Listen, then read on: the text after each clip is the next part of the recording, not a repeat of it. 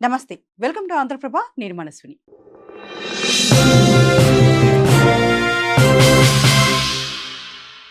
ఆంధ్రప్రదేశ్ పారిశ్రామిక రంగానికి సరికొత్త జవసత్వాలు లభించాయి. రాష్ట్రానికి భారీగా పెట్టుబడులను ఆకర్షించడమే లక్ష్యంగా అడుగులు వేస్తున్న కూటమి ప్రభుత్వం పొరుగు రాష్ట్రాల నుండి సైతం దిగ్గజ కంపెనీలను తమ వైపు తిప్పుకుంటూ పారిశ్రామిక వేటలో అద్భుత విజయాలను సాధిస్తోంది. ఇందులో భాగంగానే తమిళనాడు ప్రభుత్వం తీవ్రంగా ప్రయత్నించినప్పటికీ ఆ రాష్ట్రాన్ని కాదని ప్రపంచ ప్రసిద్ధ ఫుట్వేర్ దిగ్గజం ఫాసింగ్ సంస్థ ఆంధ్రప్రదేశ్లో తన తొలి భారతీయ ప్లాంట్ను ఏర్పాటు చేసేందుకు ముందుకు వచ్చింది. అంతర్జాతీయ క్రీడా దుస్తులు, షూ దిగ్గజం అడిడాస్ సంస్థకు అత్యంత కీలకమైన భాగస్వామిగా ఉన్న ఫాసింగ్కు ప్రస్తుతం చైనా, వియత్నాం, దక్షిణ కొరియా, తైవాన్, ఇండోనేషియా వంటి 5 దేశాల్లో మాత్రమే ఉత్పత్తి కేంద్రాలు ఉన్నాయి. ఆ దేశాల తర్వాత భారతదేశంలోనే మొట్టమొదటిసారిగా, అది కూడా ఆంధ్రప్రదేశ్ నడిబొడ్డున ఈ భారీ యూనిట్ను నెలకొల్పేందుకు సంస్థ సుముఖత వ్యక్తం చేయడం రాష్ట్ర పారిశ్రామిక ఖ్యాతిని అంతర్జాతీయ స్థాయికి తీసుకెళ్లింది. ముఖ్యమంత్రి చంద్రబాబు నాయుడు ప్రాతినిధ్యం వహిస్తున్న చిత్తూరు జిల్లా కుప్పం నియోజకవర్గం పరిధిలోని గూడుపల్లె మండలం పొరుగుపల్లెలో ఈ భారీ ప్రాజెక్టు రూపుదిద్దుకోబోతుంది. ఇందుకోసం ఏపీ ప్రభుత్వం అత్యంత వేగంగా స్పందించి 100 ఎకరాల భూమిని కేటాయించింది. ఈ ప్లాంట్ ద్వారా ఫాసింగ్ సంస్థ 3 విడతల్లో సుమారు 896 కోట్ల రూపాయల భారీ పెట్టుబడిని పెట్టనుంది. ఈ ప్లాంట్ పూర్తి స్థాయిలో అందుబాటులోకి వస్తే ఏకంగా 17,465 మంది స్థానిక యువతకు ఉద్యోగ అవకాశాలు లభించనున్నాయి. ముఖ్యంగా ఈ పరిశ్రమ ద్వారా మహిళలకు అత్యధికంగా ఉపాధి అవకాశాలు లభించనున్నాయి. ఈ కుప్పం యూనిట్ ద్వారా ఏడాదికి దాదాపు 20 లక్షల జతల అంతర్జాతీయ నాణ్యత కలిగిన షూస్ ను ఉత్పత్తి చేసి ఇక్కడి నుండి విదేశాలకు ఎగుమతి చేయనున్నారు. ఈ ప్రతిష్టాత్మక యూనిట్ కు ఈ నెలలోనే ముఖ్యమంత్రి చంద్రబాబు, ఫాన్సింగ్ కంపెనీ ఉన్నతాధికారులు కలిసి ఉమ్మడిగా శంకుస్థాపన చేయనున్నారు. ఈ అద్భుతమైన పారిశ్రామిక ప్రగతి వెనుక ముఖ్యమంత్రి చంద్రబాబు నాయుడు దశాబ్దాల అనుభవంతో పాటు రాష్ట్ర ఐటీ, పారిశ్రామిక శాఖ మంత్రి నారా లోకేష్ ఆధునిక ఆలోచనలు, వ్యూహాత్మక కృషి దాగి ఉన్నాయి.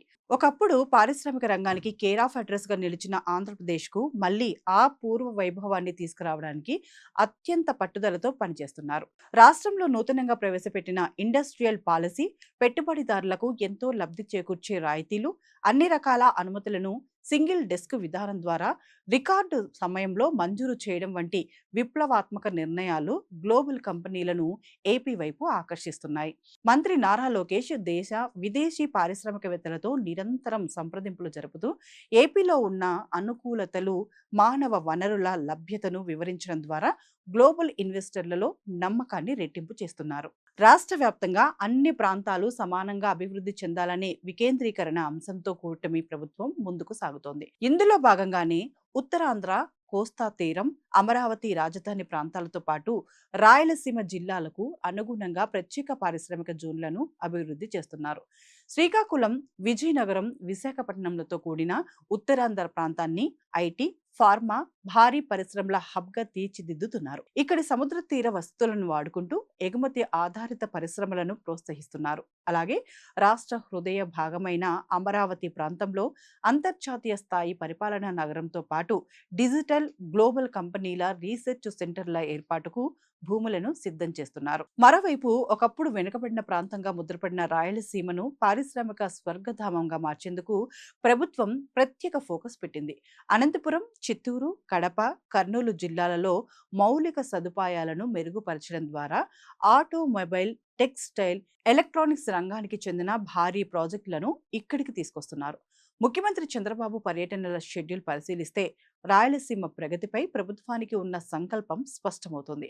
జూలై మొదటి వారంలోనే తిరుపతి జిల్లా శ్రీ సిటీలో Hero MotoCorp global parts centre కు శంకుస్థాపన చేయడంతో పాటు కడప జిల్లా జమ్మలమడుగు నియోజకవర్గ పరిధిలోని సున్నపురాలపల్లిలో ఎంతో కాలంగా పెండింగ్ లో ఉన్న రాయలసీమ ఉక్కు ఫ్యాక్టరీ పనులను ఆయన స్వయంగా ప్రారంభించబోతున్నారు. ఈ విధంగా రాష్ట్ర వ్యాప్తంగా నిరంతరాయంగా పారిశ్రామిక శంకుస్థాపనలు, ప్రారంభోత్సవాలు జరుగుతుండటం నవ్యాంధ్ర ప్రగతి పదంలో దూసుకుపోతుందనడానికి నిదర్శనం. ప్రతి ప్రాంతానికి అక్కడి భౌగోళిక వనరులకు తగినట్లుగా పరిశ్రమలను కేటాయిస్తూ కేవలం వ్యవసాయంపైనే కాకుండా పారిశ్రామిక సేవా రంగాలపై ఆధారపడేలా ఆర్థిక వ్యవస్థను బలోపేతం చేస్తున్నారు. చంద్రబాబు నాయుడు విజనరీ లీడర్షిప్ మరియు లోకేష్ యువ నాయకత్వం కలిసి ఆంధ్రప్రదేశ్ను భారతదేశంలోనే పెట్టుబడులకు అత్యంత అనుకూలమైన నెంబర్ 1 రాష్ట్రంగా నిలబెట్టేందుకు చేస్తున్న నిరంతర యజ్ఞం రాబోయే రోజుల్లో రాష్ట్ర భవిష్యత్తును, యువత ఉపాధి అవకాశాలను పూర్తిగా మార్చివేయడం ఖాయంగా కనిపిస్తోంది.